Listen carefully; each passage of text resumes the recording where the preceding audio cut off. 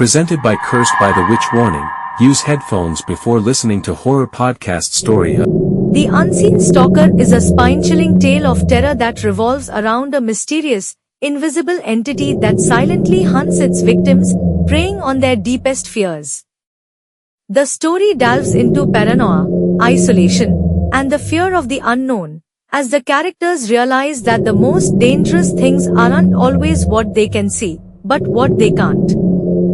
The atmosphere of growing dread permeates the narrative, as each character is stalked, trapped, and hunted by something that lurks just out of sight, waiting for the perfect moment to strike. Part 8, The Ominous Beginning. The story begins with Claire, a young journalist, who moves to the small, quiet town of Ravenwood to investigate a series of unsolved disappearances.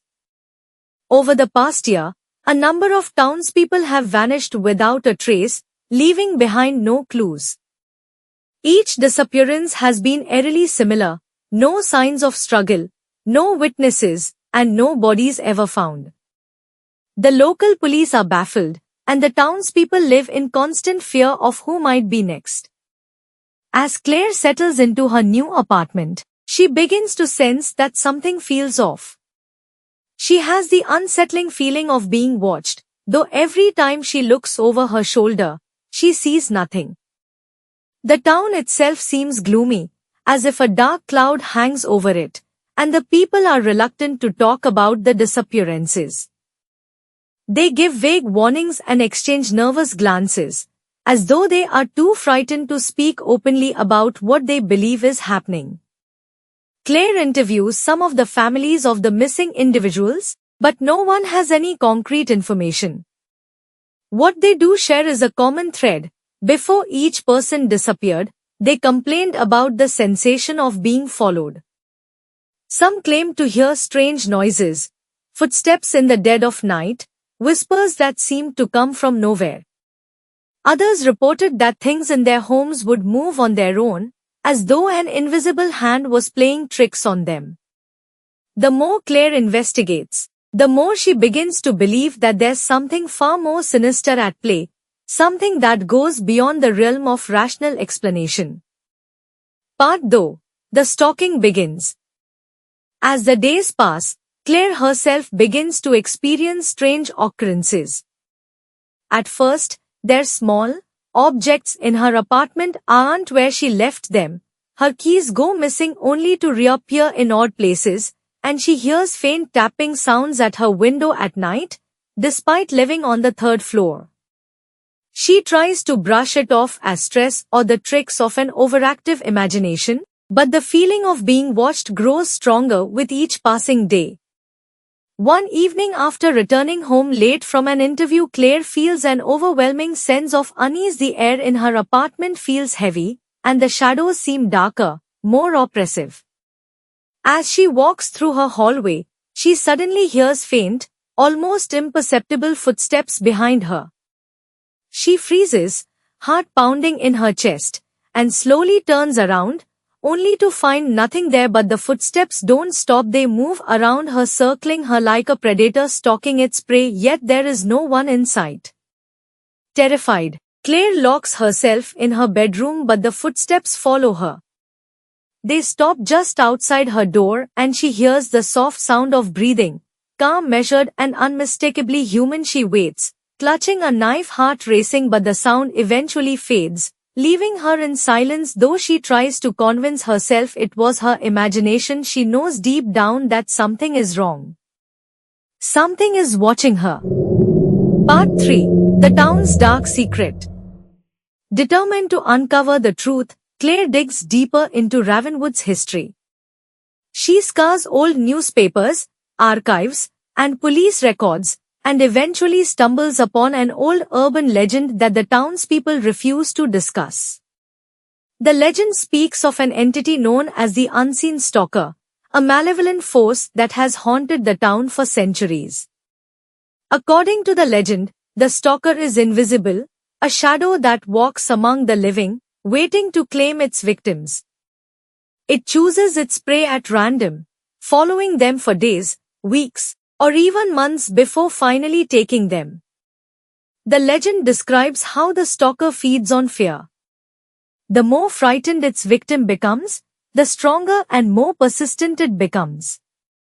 It torments its prey, manipulating their surroundings, making them question their sanity until they are consumed by paranoia. When it is ready, the stalker strikes, and its victim disappears without a trace, their body never to be found.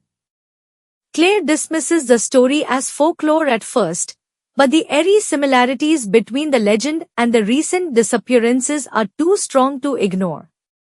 The more she reads, the more she realizes that her experiences, the footsteps, the sense of being watched, the strange movements in her apartment, match the descriptions of the stalker's behavior. The horrifying truth dawns on her. The stalker has chosen her as its next victim. Part 4. Descent into Madness. As Claire's fear grows, so does the stalker's presence in her life. The footsteps become more frequent, the breathing louder, and the sense of dread overwhelming. She tries to seek help from the police, but they dismiss her claims, insisting that there's no evidence of anything unusual. Her friends begin to distance themselves, thinking she's succumbing to paranoia, and Claire finds herself more isolated than ever. The stalker's torment escalates. Claire begins to see faint impressions in her apartment, indents on her bed as though someone has sat down, chairs pulled out from the table, and the faint outline of footprints in the dust. She starts hearing its voice, a soft whisper at first, but then more distinct, as if it's standing right behind her, taunting her with threats of what's to come. Desperate to escape, Claire considers fleeing the town, but as the legend goes, once the stalker has chosen you, there is no escape. It will follow you wherever you go, relentless in its pursuit. Claire's mental state deteriorates as she becomes consumed by paranoia and fear. She stops sleeping, constantly on edge, waiting for the stalker to make its final move. Part 5. The Final Confrontation. In the story's climax, Claire decides to confront the stalker head-on. She gathers every bit of information she can find about the entity, hoping to discover a way to break its hold on her. She learns that in rare cases, those who confronted their fears head-on manage to delay their fate, though no one has ever truly escaped the stalker. One night, when the footsteps return, louder and more deliberate than ever before, Claire steels herself. Armed with a recorder and a flashlight, she prepares to face the invisible predator. The footsteps stop at her bedroom door, and the air grows thick with the oppressive presence of the stalker. With trembling hands, she demands that it show itself. There's no response, only silence. But as she moves closer to the door, the whispers begin again, this time louder, more menacing. She shines her flashlight into the hallway, and for the first time, she sees it, not the stalker itself, but the faint outline of a figure, a distortion in the air, like a ripple in reality. It moves toward her, slow and deliberate. Claire's heart pounds in her chest as she backs away, her every instinct screaming to run. But instead of fleeing, she stands her ground.